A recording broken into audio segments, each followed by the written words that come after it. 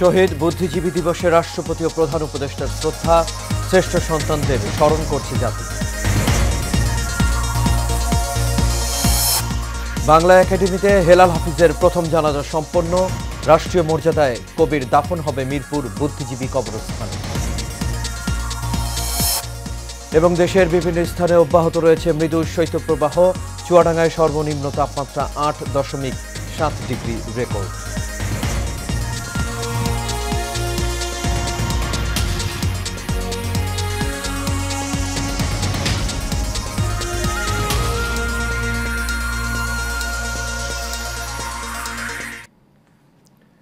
সবাইকে স্বাগত এশিয়ান নিউজে। দর্শক, পুরো সংবাদ জুড়ে আপনাদের সঙ্গে আছি আমি আনোয়ার রাজ। এতক্ষণ শুনছিলেন বিআরবি কেবল ইন্ডাস্ট্রিজ লিমিটেড সংবাদ শিরোনাম। এবার চলে যাচ্ছি পুরো খবরে। আর শুরুতে থাকছে শহীদ বুদ্ধিজীবী দিবসের খবর।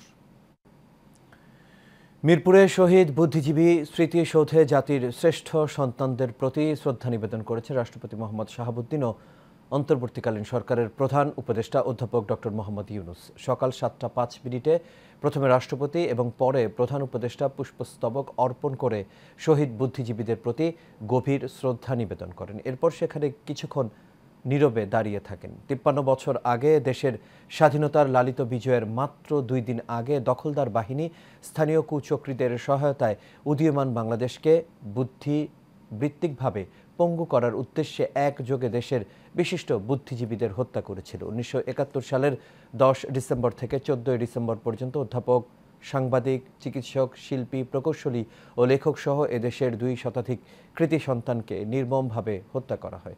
শ্রেষ্ঠ সন্তানদের শ্রদ্ধাভরে স্মরণ করবে জাতি।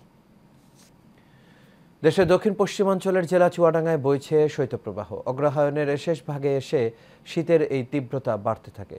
মেঘমুক্ত দিনে উত্তরের হিমশীতল হাওয়ায় হাড় কাঁপানো শীত অনুভূত হচ্ছে। শনিবার জেলার সর্বনিম্ন তাপমাত্রা রেকর্ড করা হয়েছে 8.7 ডিগ্রি সেলসিয়াস। চুয়াডাঙ্গা আবহাওয়া অফিস সূত্রে জানা গেছে, গত কয়েকদিন ধরে ঘন কুয়াশার সঙ্গে চুয়াডাঙ্গায় শীত পড়তে শুরু করেছে। জেলার বিভিন্ন প্রান্তে দেখা যায় সকালে তীব্র শীত উপেক্ষা করে বাইরে বেরিয়েছেন দিনমজুর ও শ্রমিকরা। তবে এই ঠান্ডার কারণে কাঙ্ক্ষিত কাজ পাচ্ছেন না তারা। অনেকেই খড়কুটো জ্বালিয়ে শীত নিবারণের চেষ্টা করছেন। যানবাহন চললেও ছিল না তেমন যাত্রীর চাপ। তবে স্বস্তির খবর হলো, রাতে ঘন কুয়াশা থাকলেও সকালে বেলা বাড়ার সঙ্গে সূর্যের দেখা মিলেছে। এদিকে শীতের প্রকোপে হাসপাতালগুলোতে বেড়েছে শীতজনিত রোগীর সংখ্যা।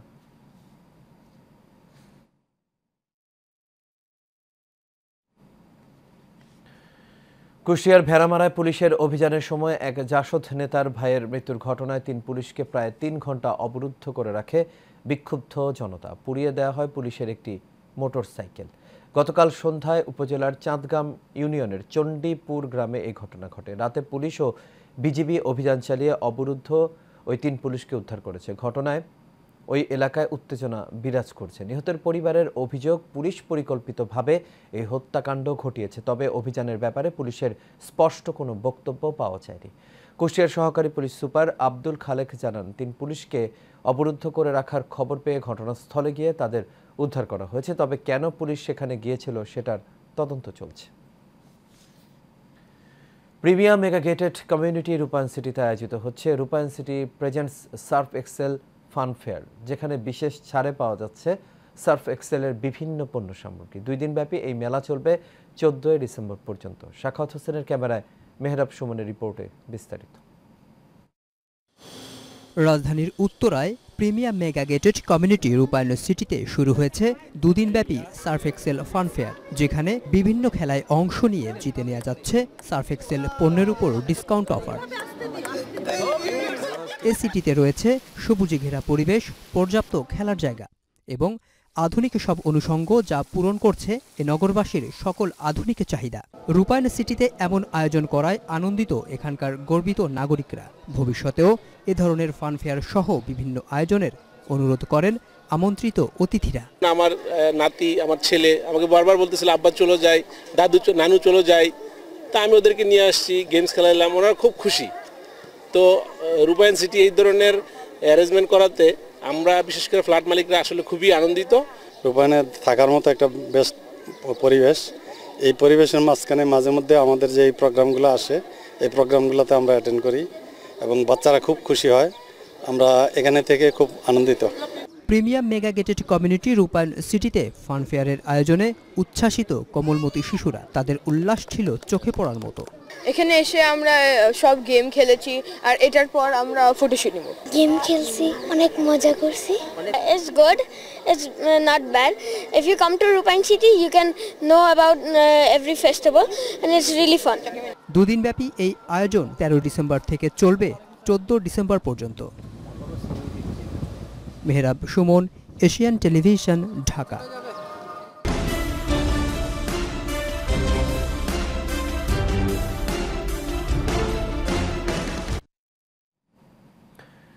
কক্সবাজারের রামুতে হাতির আক্রমণে আব্দুল হক নামে এক ব্যক্তির মৃত্যু হয়েছে। আজ ভোরে উপজেলার রাজারকুল ইউনিয়নের পাঞ্জেগানা সোনাইছড়ি সড়কের চিকনছড়া নামক এলাকায় এই ঘটনা ঘটে। নিহতের ছেলে রিফাত হোসেন জানান, ভোরে সোনাইছড়িতে ধান আনতে যাওয়ার পথে হাতির আক্রমণের শিকার হন। হাতিটি সুর দিয়ে তুলে আছাড় মারলে ঘটনাস্থলে তার মৃত্যু হয়। রামু থানার ভারপ্রাপ্ত কর্মকর্তা ইমন চৌধুরী জানান, কয়েকদিন ধরে ওই এলাকায় মানুষ বন্য হাতির আতঙ্কে আছে। লোকালয়ে নেমে আসা হাতি ঘরবাড়ি ও জানমালের ক্ষতি করছে। এছাড়া নিহত ব্যক্তির মরদেহ পরিবারের কাছে হস্তান্তর করা হয়েছে।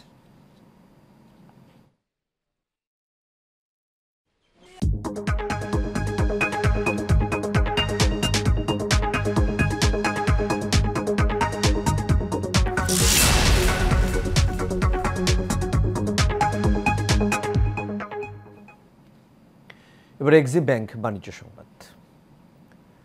জামালপুরের বকশীগঞ্জ গারো পাহাড়ের পাদদেশে বাণিজ্যিকভাবে কমলা চাষ করে সবার নজর কেড়েছেন স্থানীয় কামরুজ্জামান সর্দার। তার দেখাদেখি স্থানীয় অনেকেই ঝুঁকছেন কমলা চাষে। কৃষি বিভাগও কৃষকদের সব ধরনের সহযোগিতা করছেন। মোস্তফা গাজীর রিপোর্ট, জানাচ্ছেন সঞ্চিতা হক। শখের বশে বাড়ির উঠানে কমলা গাছ লাগিয়েছিলেন কৃষক কামরুজ্জামান সর্দার। গাছে থোকায় থোকায় টসটসে রসালো কমলার স্বাদে মোহিত হয়ে এরপর বাণিজ্যিকভাবে শুরু করেন চাষাবাদ। জামালপুরের বকশীগঞ্জ সাতানিপাড়ায় কামরুজ্জামানের বাড়ির উঠানে বর্তমানে 56টিরও বেশি কমলার গাছ রয়েছে। শখের বাগান থেকে এখন কামরুজ্জামানের আয়ের উৎস এই বাগান। প্রত্যেকটা গাছে খুব ভালো ফলন, শীতকলমা রয়েছে, তাতে আমি স্বাবলম্বী এবং লাভবান। শৌখিন এই চাষির দেখাদেখি স্থানীয় অনেকেই ঝুঁকছেন কমলা চাষে। এতে একদিকে যেমন বেকারত্ব দূর হবে, তেমনি পূরণ হবে কমলার চাহিদার। আমরা মাঝে মাঝে দেখি, দেখতেও খুব সুন্দর লাগে এবং এটা দেখে তাদের অনেক লাভজনক চাষাবাদ, এবং এটি দেখে আমি সহ আমার এলাকার আরো অনেকে এটা নতুন করে করার উদ্যোগ নিচ্ছে। স্থানীয় কৃষি বিভাগও কমলা চাষে অনুপ্রাণিত করছে চাষিদের। সহযোগিতার পাশাপাশি দিচ্ছে নিয়মিত পরামর্শ। আমাদের কাছ থেকে একটা পরামর্শ বা সহযোগিতা চেয়েছেন, সেটা হচ্ছে ভবিষ্যতে আরো বড় পরিসরে এটা আবাদ করতে আগ্রহী, এবং আমরা অবশ্যই আমাদের উপজেলা কৃষি অফিসের যথাযথ সহযোগিতা করব। পুষ্টি চাহিদা মেটাতে কামরুজ্জামানের মতো বাড়ির আশেপাশে খালি জায়গায় বাগান করার পরামর্শ এই কৃষি কর্মকর্তার। Sanjida Haque, Asian television.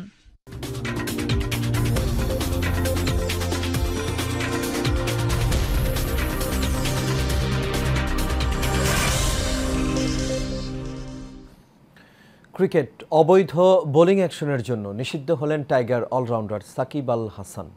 England and Wales cricket board সাকিবকে এই নিষেধাজ্ঞা দিয়েছে তার বোলিং অ্যাকশনের ত্রুটি ধরা পড়ার পরেই। লাফবোর্ডো বিশ্ববিদ্যালয়ে বোলিং অ্যাকশনের পরীক্ষা দেওয়ার পর এই ত্রুটি শনাক্ত হয়। এই নিষেধাজ্ঞার ফলে সাকিব ইসিবি আয়োজিত কোনো ম্যাচে বোলিং করতে পারবেন না যতক্ষণ না তিনি তার অ্যাকশন সংশোধন করে পুনঃমূল্যায়ন পরীক্ষায় উত্তীর্ণ হন।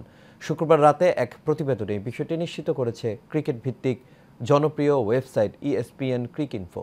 10 ডিসেম্বর পরীক্ষার ফল পাওয়ার পর ইসিবি বোলিং নিষেধাজ্ঞা কার্যকর করেছে। এর আগে সেপ্টেম্বরে কাউন্টি চ্যাম্পিয়নশিপে সারের হয়ে একটি ম্যাচে সাকিবের অ্যাকশন নিয়ে সন্দেহ প্রকাশ করেছিল আম্পায়াররা।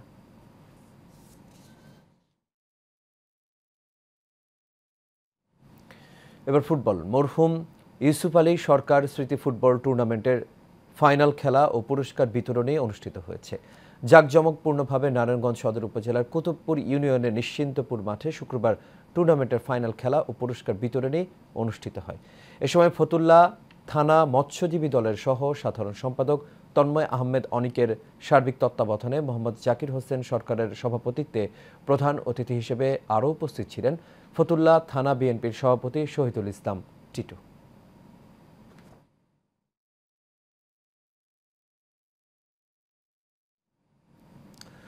দর্শক, সংবাদ শেষ করব শৌখিন পাখির খামারের খবর দিয়ে। শৌখিন বিদেশি জাতের মুরগির খামার করে সফলতা পাওয়ার পর এবার বাণিজ্যিকভাবে ময়ূরের খামার করেছেন রাজবাড়ীর তরুণ উদ্যোক্তা মোহাম্মদ জাহাঙ্গীর হোসেন। তার বাড়িতেই এখন গড়ে তুলেছেন এই খামার। তার খামারের কোনো প্রজাতির এক জোড়া মুরগির দাম 20,000 থেকে শুরু করে 1 লাখ টাকা পর্যন্ত, আর ময়ূর বিক্রি করেন এক জোড়া 80,000 টাকায়। রাজবাড়ী প্রতিনিধি SM রাসেল কবিরের প্রতিবেদন, বিস্তারিত জানাচ্ছেন সঞ্জিতা হক।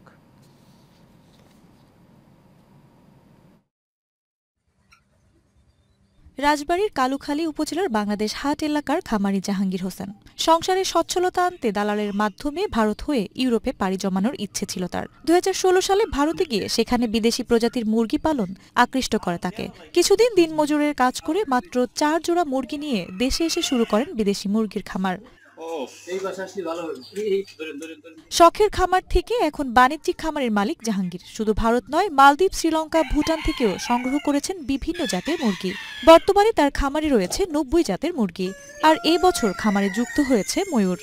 প্রথম থেকে শুরু করছি, ধীরে ধীরে আমি তখনই বলছিলাম যে আমি আইটেম বানাইতে চাই, নিত্য নতুন আইটেমগুলো আমি অ্যাড করতে চাই। তার ধারাবাহিকতায় আমি ময়ূর, হাঁস, ফিজেন, উট পাখি এগুলি অ্যাড করতেছি এবং আমি খুব স্বাচ্ছন্দ্যে করতেছি। এবং বাংলাদেশের যারা বেকার যুবক বর্তমানে এরা এই সেক্টরে এখন ঝুঁকে পড়ছে। জাহাঙ্গীরের বিদেশি মুরগির খামারে প্রতিদিনই পরামর্শ নিতে ও মুরগি কিনতে দূর দূরান্ত থেকে আসছে মানুষ। অনেকে আবার মনের খোরাক জোগাতেও আসেন এই খামারে। আসলে আমাদের জেলায় এই ধরনের খামার আমরা আগে দেখিনি। এখানে এসে আমরা বিদেশি পাখি, মুরগি দেখেছি, আমাদের খুব ভালো লেগেছে। একটা মুরগির দাম 20,000, 30,000, 70,000, 80,000 টাকা। ভাই সেজন্য আমি আসছি 2টা মুরগি নেওয়ার জন্য। আমার ম্যাডামও বলতেছে এই মুরগিগুলো ভালো, সেজন্য আমি 2টা মুরগির বাচ্চা নেব পোষার জন্য। ভাইয়া যারা নতুন তারা এখানে এসে থেকে তার কাছে প্রশিক্ষণ নিতে পারেন। আমি এখান থেকে প্রশিক্ষণ নিয়ে গেছি। আমার বাসায় অনেক প্রজাতির মুরগি আছে।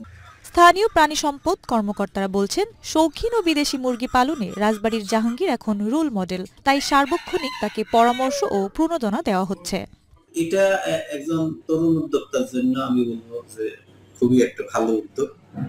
এই শৌখিন পাখিগুলোর অর্থনৈতিক মূল্য কিন্তু সাধারণ মুরগির মতো নয়, এবং এটা বিক্রি করে সে ভালো লাভ পাচ্ছে। এবং প্রাণী সম্পদ অধিদপ্তর এই জাহাঙ্গীরদের মতো ব্যক্তিদের পাশে সর্বদাই আছে। আমরা তাদেরকে চিকিৎসা সেবা, খামার লালন পালনের বিষয়, জীবন নিরাপত্তার বিষয় এবং মার্কেটিং এর বিষয়েও আমরা তাদেরকে নানানভাবে পরামর্শ দিয়ে থাকি। জাহাঙ্গীর হোসেনের খামারে বর্তমানে ছোট বড় মিলিয়ে মুরগি রয়েছে 5 শতাধিক। বিদেশি মুরগির বাচ্চা বিক্রি হচ্ছে 2,500 থেকে 3,000 টাকায়, আর জাতভেদে বড় মুরগি বিক্রি হচ্ছে 30 থেকে 80,000 টাকা জোড়া। Sanjida Haque, Asian television.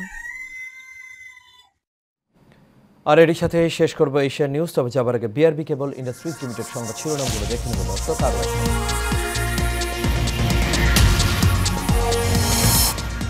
শহীদ বুদ্ধিজীবী দিবসে রাষ্ট্রপতি ও প্রধান উপদেষ্টার শ্রদ্ধা, শ্রেষ্ঠ সন্তানদের স্মরণ করছে জাতি। বাংলা একাডেমিতে হেলাল হাফিজের প্রথম জানাজা সম্পন্ন, রাষ্ট্রীয় মর্যাদায় কবির দাফন হবে মিরপুর বুদ্ধিজীবী কবরস্থানে। এবং দেশের বিভিন্ন স্থানে অব্যাহত রয়েছে মৃদু শৈত্যপ্রবাহ, চুয়াডাঙ্গায় সর্বনিম্ন তাপমাত্রা 8.7 ডিগ্রি রেকর্ড।